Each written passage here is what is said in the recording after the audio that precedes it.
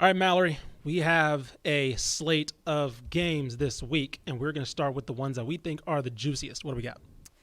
Let's start off with Craven's college football game of the week, and that would be Texas A&M versus Miami.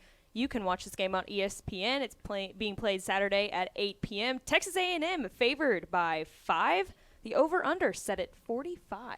I love that picture of me because, like, Joey Maguire's is cut off and it right looks there. like somebody's ghost hand is behind me. It's a good picture. I honestly think, I'm not very photogenic, so anytime we find anything of me looking decent, That's like it's the fine. staple photo that's of fine. Mike That's Craven. fine. We'll keep that for the next 30 years. I honestly think, after everything we just said in the first segment, Yes. I'm taking Texas A&M -5. Like, I think A&M comes out and plays inspired football, plays a really good bounce-back game, and kind of puts this in the rearview mirror until the next time they lose.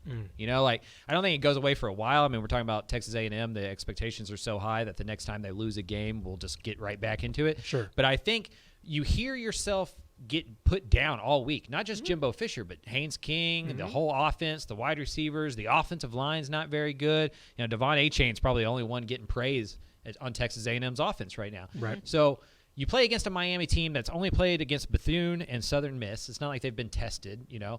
And so I think A&M, 8 p.m., Kyle Fields is going to be rocking.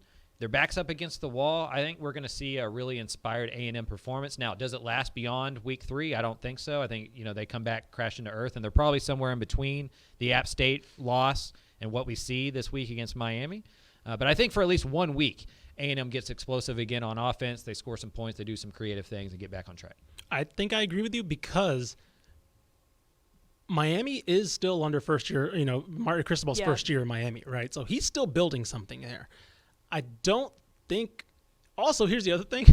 They're also not an explosive offense. Right. Mario Cristobal's biggest criticism at Oregon was that his offense wasn't better, right? And that he had a Joe Herbert and they still looked awful or at least pedestrian on offense. And so I think you're going to see an offense kind of play into Texas A&M's defense's hands. He's a physical runner, right? It's a lot of power. It's a lot of short, easy reads, things like that. I think you're going to see an offense kind of play into what A&M's good at, which is shutting that down. The problem, of course, comes on the other end. Mario Cristobal is a very good defense. He's an offensive coach, quote unquote offensive coach, but he's a physical coach. He's really big on kind of imprinting his own persona, right? He's a former offensive line coach, things like that. His teams play physically. A&M's offense is not an offense that can really run you over right now. Their offensive line is very brittle. If you guys follow, of course, we're fans of Stats of War, Parker on Twitter. He put out his advanced stats preview, and it's not good for A&M. If you look at all their offensive numbers, it is a lot of dark red on there. Yeah. You have 117th in EPA per pass. Echo rate, which is, again, the amount of yards available that you take. They're 114th in that. They're 38th in rush EPA, which, okay, solid. But, that again, if Devon Achane's not doing something explosive, what do you have going for you? I'm worried about that offensive line. I think it's going to be an ugly game. I do think they pull it out because I agree with you about, you know, this is a very, like, player meeting type of week they've had, right? Hey, guys, we got to get our heads straight. Things Us like against that. the world. Exactly. It's going to be that self-motivational type of game. So I agree that they're going to win. It's going to be an ugly game. Yeah. Like, 45, I'm going under. I'm hammering that under. Like, I'm honestly hammering that under. I would not be surprised if this is a 21-17 type game and we're just like, Jesus, what did we watch? Yeah. You're going to be there. It's not going to be last week where you were at Texas and Alabama where you're just like, oh, man, lights out plays everywhere. It's going to be like, Jesus Christ, it's barely the third quarter. How'd he miss that guy? Exactly. Yeah. I do think we see Max Johnson, right? Okay. I mean, because as I mentioned in the article, Jimbo's not firing himself this week, right? And, like, the only thing you can do to just get a spark somehow is to inject a new quarterback. Yeah. Hopefully that takes Miami off guard. Max Johnson's played a lot of big-time football. You know, he's not going to be excellent, right? But he's going to come in there and do what he's supposed to do. And I think it gives Miami enough this week. Will it last? No, but I think it's enough for this week. What's next, Mallory? Let's do my top college football game of the week in the great state of Texas, and that is UTSA at Texas this Saturday at 7 p.m. You can watch it on Longhorn Network. Texas favored by 11. The over-under set at 61.5. Meep. Hammer that I think this line. has crazy upset potential. Hammer Crazy that upset line. potential. Yeah, I agree with that. Hammer that line. We don't know who the starting quarterback's going to be right now. Yeah. I think presumably, of course, Hudson Card's good to go. Finish the game. We'll see. It's a weird high ankle sprain. That's kind of a red flag if you're me. So there's a very good chance that we see walk-on Charles Wright. He's got a scholarship. Oh, he does? Yeah, he Okay. was. So ironically, Charles Wright got that scholarship. He was committed to Iowa State forever. Yes. And then Quinn Ewers decommitted and went to Ohio State. So he got Herman that was needed Quinn. Right. Herman needed a quarterback You know that what? class. Okay. And Charles Wright got offered in like October, November, or whatever. Committed Good on to you, Texas. Charles So, Wright. Shout out Austin High. Yeah, great family, great kid. I Yeah. covered him on the recruiting beat. Awesome. He's in over his head though. If he's, like to come into your first college game, this UTSA team's He almost had pretty it coming good. against Bama. Yeah, yeah. I think we see a lot of Wildcat. Yes. Yes. I think we see a lot of Rashawn Johnson yeah. in that quarterback, Bijan Robinson next to him, a couple other running backs. Maybe we see the go-go offense a little bit more this week than we saw it against Alabama. The Brennan Marion special that Sark's kind of taken into his offensive philosophy. I think Texas wins this game. They should be better in the trenches. UTSA's out without their presumed left tackle and without their starting right tackle, so it's going to be hard for them to run the football. It's going to all be Frank Harris in that receiving core. But I think Texas struggles to score the other way too, unless they get that running game going, which hasn't been great. Like last week, as well as they played, the running game wasn't very good again. That's why they couldn't go for it on fourth down. That's why they couldn't have success in the red zone. UTSA is going to be able to pass the ball, score some points, get vertically on them a few times. I think UTSA can stay around in this one and lose, right? But lose 8, 9, 10 points, not by 12, 13, 14 points. Yeah, I do too. I was just going to say, I think that this game comes at a really good time for UTSA too. I think that it would have been a worse situation for UTSA if Texas was coming off just an awful loss to Alabama. I think they're kind of still coming off that high of hey, we didn't win, but there's a 1-point loss. They may be overlooking this game a little bit, so I think that UTSA is getting this at a really, really good time. I mean, UTSA's been thinking about this game for 11 years. Exactly. Yes, seriously. Texas hadn't probably spent 11 hours. Right. Texas thinking is about like, this yeah, game. we're going to look more into conference play in a Like couple weeks. Like, this is just another Conference USA. Right. This is the perfect team. letdown game. Yes. Exactly. You just had 105,000 people in your stands going Bingo. nuts. Yeah. They're not going to do that for UTSA. Nope. Like, they're just not. Nope. Whether that's right or wrong, we can have that conversation. But, like, they're not going to do it. I can't And- wait to see this traveling crowd for UTSA. I was And just I about to haven't- say, And do we haven't see seen more Texas of them? play 4 quarters of football but one time in the last 5 or 6 years, right? Sure. I have a hard time believing they're going to do it 2 weeks in a row. You know, so I think Texas wins this game, but I think it's closer than they would like. I think so going too. into the fourth quarter. I think that's a good point about if this was a blowout versus Bama, right? This is 38-10. They're UT sees angry, this as you a know? pissed off get right game, right? Yes. They're like, well, no, there's no chance these guys are coming in and upsetting us, right? Now it's like, is there a little bit more because of everybody's gassing them up a little bit, right? After a loss, people are still like, hey, Is Texas back, Look you at that, know? right? Yeah. Exactly. I agree. And here's the other thing that I want to ask you: is Texas going to face better receivers than they did last week? Oh yeah. Yeah. Which is nuts At to least say. more consistent. Yes, at least proven ready-made right receivers. now. Right. Yes. Like maybe NFL draft scouting combine. Right. Maybe like the talent's not there. But they're not going to drop a lot of those passes. They're going to be in the right spots. They're going to catch the ball. Like Frank's going to put up 300 yards passing. Yeah. Like it's going to happen. Yeah. That Texas defense is feeling itself this week. I think it gets a little bit of a reality check, and it goes like, oh, we're not as good as we were last week. Yeah. You know, like some of that was Alabama playing bad. Right. And some of it was Texas played out of their world, you know, and it's just hard to do that week in, week out against a team that you're supposed to beat. Exactly. So I think UTSA sees this as they had their quote-unquote moment against Houston. I think they see this as another one. They let that one get away from them. Let's not let this happen if it presents itself to us. So Yeah, this is like a 37-27 type game. exactly. So They've also been in 2 overtime games. as Yeah, well. that's the concern for Like, UTSA they might be tired. is they're spent. They're Sure. gassed. You know, yeah. you Fair. play against Houston, triple overtime, Army, which is always kind of a challenging, weird Yeah. game to play Wears against. you Now you out. got to go play and tackle Bijan Robinson and cover Xavier Worthy. Yeah. That's pretty. who do you do? tough. Who does that on the roster? Yeah. Exactly. Yeah. Who covers Jatavion Sanders? Like, Yeah. I have Yeah. no idea. I But don't know. I do think UTSA is able to score enough points to keep it within 10. Yep. Good point. What's next? Let's do your college football game Let's do of it. the week. Text which it. No, is- I'm kidding. What's up? Let's not have that as your game of the week because I didn't get my game of the week, so you don't get yours. Let's make the record clear. That was not my actual game of the week. So Texas Tech travels to NC State this Saturday at 6 p.m. You can watch it on ESPN2. Texas Tech not favored in this game. NC State favored by 10.5. The over/under set at 55.5. Listen, NC State's been trying to lose a game that they shouldn't lose for a while now. Anytime I feel like NC State has like any momentum, I believe they're 16th in the AP poll right now. They're not that good. They're very. I think they're very solid.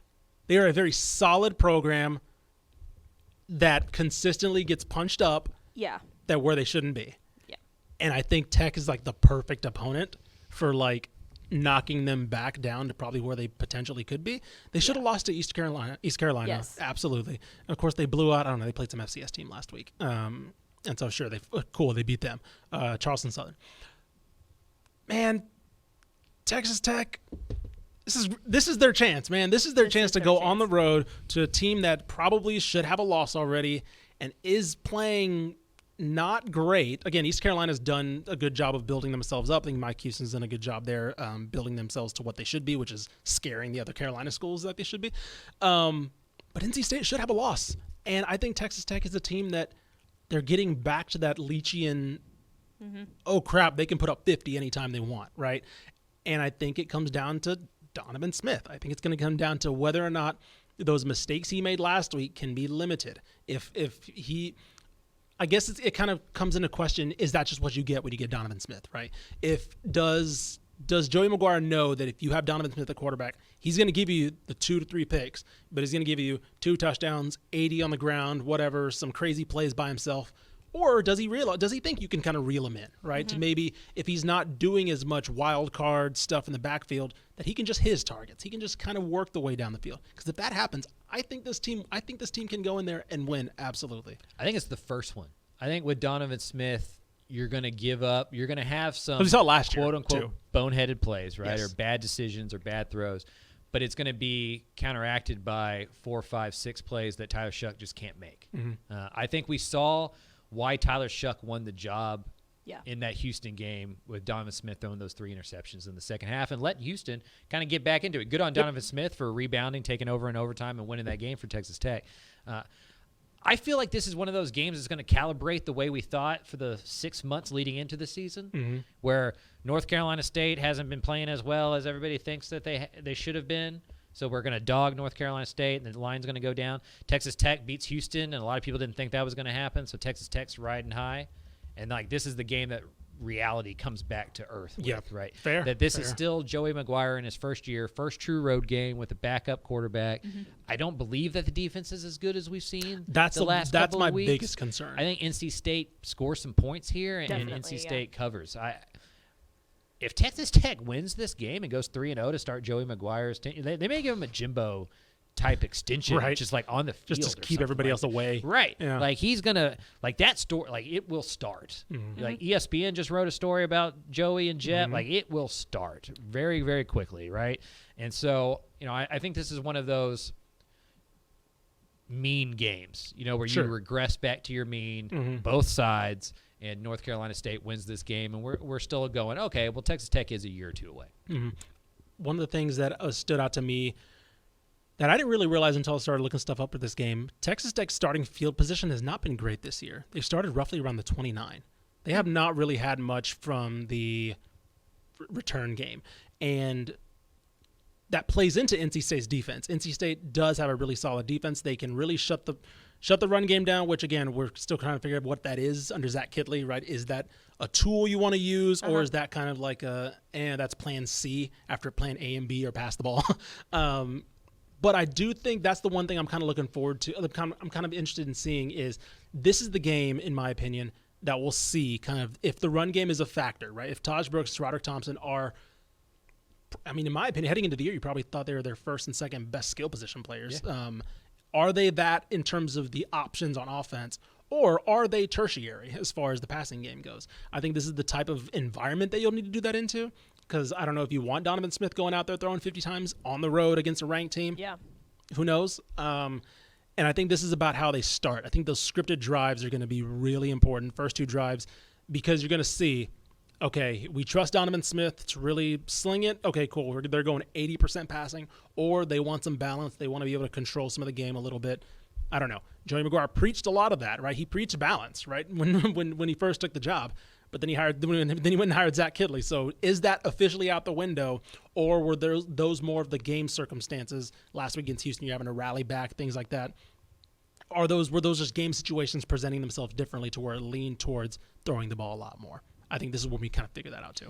I mean, going into this game, it's like, can Texas Tech get to 6-7 wins? If they win this game, can Tech get to 8-9 wins? This kind of changes expectations in Lubbock based on this game. So a really important game for Joey. I know he's really excited to kind of see how his team responds on the road.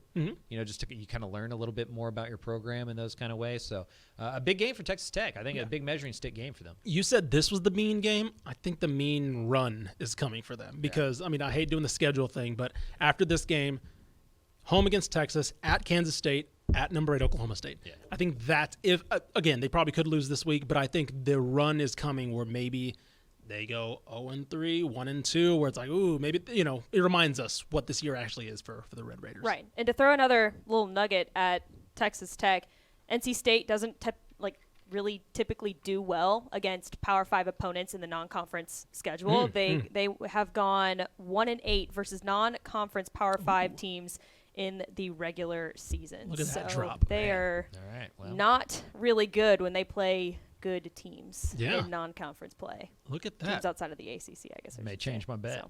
So. I don't know. But with that being said, let's go ahead and move on to our last top matchup of the week, which Mallory's is game of the week. My game of the week. Your real game of the week. SMU at Maryland. You can watch this game on FS1 at Saturday at 6:30 p.m.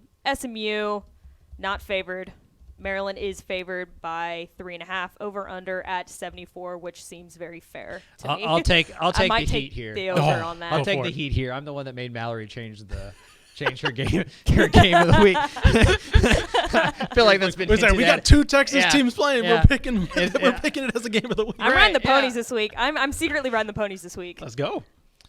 I think we're going to learn a lot. I mean, kind of like the Texas Tech thing, right? Sure. Like in year one, you learn more about that program, their first true road game against an equal or a little bit better competition than you do anywhere else, right? Yeah. We don't know anything about SMU so far. We know they're better than North Texas. We knew that. We know that they're better than, an FCS team. We knew that, right? So what does Rhett Lashley's team look like on the road? Does it still look like this explosive offense? Does that defense stay doing really well? I'm kind of with Mallory. I'm kind of like on the SMU bandwagon. I think SMU is really good. They're used to having a lot of success early in the year. Tanner Mordecai looks excellent. Rasheed Rice is on pace to be the most prolific wide receiver in the state, and we have some good ones to choose from, right? So if you're the most, he's got better numbers than Nathaniel Dell through 2 weeks, Xavier Worthy, Zachary Franklin. The kid's balling, and so if that defense can play for Scott Simons how they have the first 2 weeks, I think SMU has a real chance to go on the road and pull an upset, not only cover, but to win this one outright. I think so, too. I think you look at the line, and I think it's pretty typical, right? Home field advantage, basically, is what they're giving. P5 versus G5. Right, exactly. And, man, are we going to know what this defense is about? Because Talia Tagovailoa is legit for Maryland. He might be their best quarterback in my lifetime. Honestly, I'm trying to think of the last time Maryland had a really good quarterback. Right. And this is going to absolutely be what defense can make the play. Because you're looking at least as far as Parker's numbers go, the number 4 and the number 7 passing per teams passing per EPA in the country. And Mike Loxley is one of the best offensive play callers we've seen. He's from that Bama Saban tree of this recent generation of spread them out. Of course, we know what Rhett Lashley is about. I'm really, really fascinated to see what defense can come up with the play. Because based off the first couple weeks, you want to lean SMU, right? You want to feel like they're the ones that can make that play. But I don't know, is that just competition, right? They've only played Lamar, and then they played a UNT team that they were clearly better than. Maryland, I don't know. I'm not going to act like a Maryland expert here, right? So I can't really say if they're going to be the defense step up. I think they played Buffalo and Charlotte, and Charlotte looks really down this year. So you really don't know. I think this past week we kind of saw SMU really dig into the bench a lot and see what their rotation players are about. I wonder how much we're going to see that again because, Kamar Wheaton didn't play. There was a lot of TJ McDaniel getting back on the field, things like that. I wonder if we're going to see I wonder how much of that was not letting them really know what's out there on offense because Tanner Mordecai only had 212 against Lamar, so they pulled him pretty early. So I wonder how much they haven't shown yet as far as Rhett Lashlee is concerned. So I don't know because I think there are some more wrinkles to that offense that we're not familiar with. 100%. Yeah. 100%. I think this is about the SMU defensive line. If Sure. they can get pressure and help out that secondary that wasn't very good last year, I do think to add on to Mallory's nugget thing here, DeVere Levelston's going to be out for the first half. They tried to appeal the targeting call last week. It didn't work, and so he's going to be out the first half. How much does that impact SMU? That's probably their best pass rusher, so we'll see. Yeah. I wanted to say too, Maryland's offense is pretty prone to mistakes too. They've made quite a bit of mistakes in the past 2 games, and like you said, it was Buffalo and Charlotte. So if they're prone to making mistakes against teams that they shouldn't be, Sure. what are they going to look like against SMU? Which of course could go the other way. Are they going to clean their game up a little bit more because they're playing a better team? But like we saw SMU go into North Texas, they took advantage of all of those mistakes that North Texas was making. So this is a team that can take advantage of those kinds of turnovers and mistakes that they make. So it could be kind of an advantage for SMU going in. Yeah, that's a good point. I'm trying to actually look up Tagovailoa's numbers because I remember he started off last year really hot. Yeah. And I think he tailed off when he started playing Big Ten, better competition. Exactly. And so I wonder, that's a good point about, because he had, 5 picks against Iowa, but Iowa's great. But yeah, I think he only played 2 Big Ten games without an interception. And he went into a conference play with no interceptions, and he finished with 11 on the season. Yeah. So it's something to watch, right? He is turnover prone. He's not perfect, right? This is still Maryland's still not an elite program, so this is still probably a game that SMU can absolutely get. So I think 3 is the right line, and I would not be shocked if the Mustangs come out with a win. Let's move into the lightning round now. Boom. Shout out to Tepper. He's the one who gave us this idea of calling it the lightning round. Don't ever shout out Greg Tepper. I was about to say, what is this? Whose show is this, Mallory? No. I'm being nice. Whose show is this? Your show. Our show. First of all, don't say my show. Come on, I'm not that selfish. That's 2 strikes in a row. Ignoring Mike Craven. I'm done today. Yeah, you guys can produce your own show. No, we can't. Come back, Mallory. Greg I Tepper's on apologize. every damn thing in this office. Oh, We're not putting him on here, too. This is a Greg Tepper free hour. Yes. Greg Tepper. Hashtag Thank you. Greg Tepper free hour. I'll just put that on the lower third. I was about to every say, time just now. have that consistently on the lower third. That'd be great. I'm going to make a thumbnail. Anyway. Anyways, here is actually Ish's game of the week. Texas State traveling to Baylor, which we will both be at, by the way. As fans. Don't expect live coverage from this game from me. I'm not going to be live tweeting this Also, game. it's 11 a.m. kick, so we're probably both going to be very tired from Friday night going to high school football games. Yeah, so you're going to be bombed by 10 a.m. Yeah. Anyways, this game is, like I said, on Saturday at 11 a.m. You can watch it on FS1. Baylor is favored by 30 points. Not enough. The over-under is 51 and a half. Hold on. Wait. Two of those points may be scored by Texas State. Stop. Maybe. Stop. If they can even get a safety, I don't know. Oh, my God. It's going to look a lot like SMU North Texas. Listen. 1, did we not see this Texas State team play a better Baylor team better last year? That's true. Did we not see this before. Baylor offense look mid as hell against BYU last week? Now, I'm not saying they're going to win.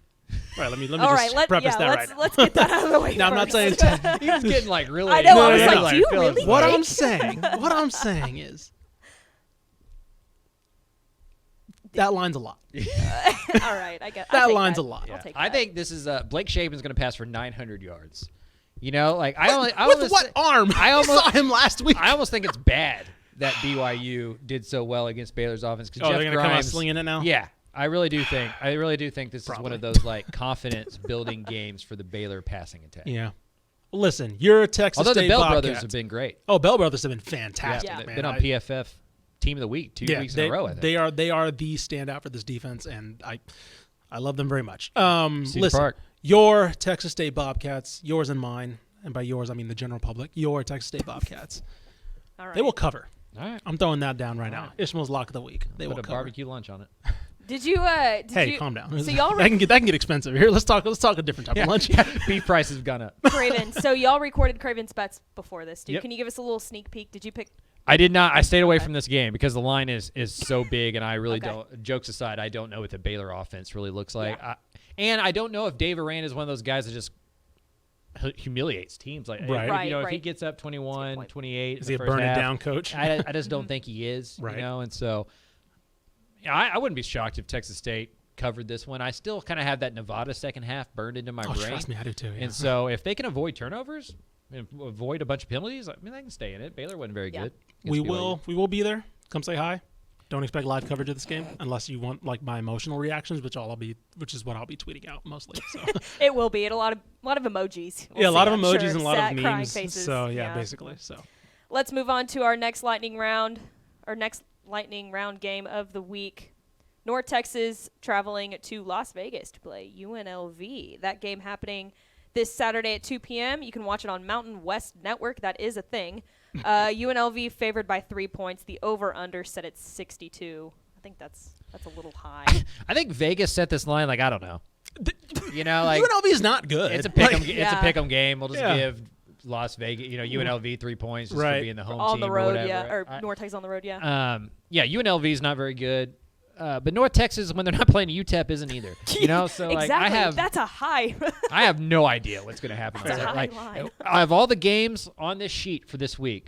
This one is the most confusing to me. Like if North Texas wins by 21 points because they just run the ball down UNLV's throat, doesn't shock me. Yeah. If UNLV just shuts down the North Texas offense and wins this thing by 20 points, does not shock me. I'm just being honest. I have no idea what's going to happen on Saturday. Yeah, I'm not going to act like I know either. Shout out Coach Arroyo, though. I do like him. That's true, at yeah. UNLV. He's a great guy. He was kind of a weird hire. They kind of basically tried to see if he could do what he did with Bishop Gorman. And with UNLV. Hasn't worked out so far. He went 2-10 last year. I don't know, man. Their one win was against Idaho State. They played close against Cal, but I don't think Cal's very good either. Scared UTSA to death, too, last year. That's true. They did scare UTSA. So, I don't know. I can't tell you that I'm familiar with UNLV. I don't know if that leans itself to say, like, I'd be really disappointed if, like, this isn't a win for UNT. Because I feel like I do know that there is a bowl team in there, right? Yes. Somewhere in that identity, there is a bowl team and a team that should be playing for bowl eligibility. And I think they should be able to separate themselves from a team that basically hired a talent acquisition guy from the high school ranks to do the same, and he hasn't really yet. So at least right now, I feel like UNT should have that separation of talent. The only thing I know is that the Mountain West is better than Conference USA. Fair. And that kind of gives me a little bit of pause there. Sure. It's like we see this every year in a bowl game, not just with North Texas, but with most Conference USA teams. And so these out-of-conference games always scare me with Conference USA teams because I have no idea if they're good or not because I see them play against Rice and those kind of teams, it's like Charlotte and that kind of stuff. Like, how do you know? So we'll learn a lot about North Texas, I think, on Saturday. Yep. Up next, Houston hosting the 2-0 Kansas Jayhawks. This Saturday at 3 p.m. You can watch it on ESPNU. Houston favored by 10. The over-under set at 58. Take the over. Kansas right now, for those who don't know, is the leading offense in America. Houston is due to explode offensively. I think this has, like, really fun shootout, future Big 12 weirdness going on here. And so Kansas is better than you think. Houston has struggled more than people imagine. They've only scored 10 points total in 2 first half. So I think for Houston, this is about a quick start and finding other wide receiver targets not named Nathaniel Dell. Yes. Does Matthew Golden, does somebody like Keshawn Carter, does like somebody step up and be the other guy? That's what Houston needs right now. This is a game, too, that, like, Houston has started pretty slow the past 2 games this season. This is a game that they cannot start slow. Yeah, they got to come out, like you said. Quick. Exactly. You got to start quick, or you're not going to be able to catch up to Kansas because they've scored a lot of points already. This ain't your daddy's Kansas anymore. Or actually, I don't know. It might be because your dad probably saw Mark Mangano's Kansas. Right. So, like, it's my Kansas. I was about to say, yeah. So it's my Kansas. This is like they're really good. Lance Leipold's done something. They beat really West Virginia last week. They beat West Virginia last week. That's a good win. And that probably should have went to overtime. Like I know if I was Nebraska, who I'd call. Oh, 1,000%. Because if you can do this at Kansas, 1,000%. Do it at Nebraska. And he did it at Buffalo. Yep. Like look, Jalen Daniels is one of the best young quarterbacks, and then he started as a 17-year-old back in 2020, which is wild. So he's entering his 3rd year now as basically more or less a competitive starting quarterback. They have a really potent rushing attack on their hands, dual threat. I don't know. All I'm saying, I think Houston will win. I think it'll be fine.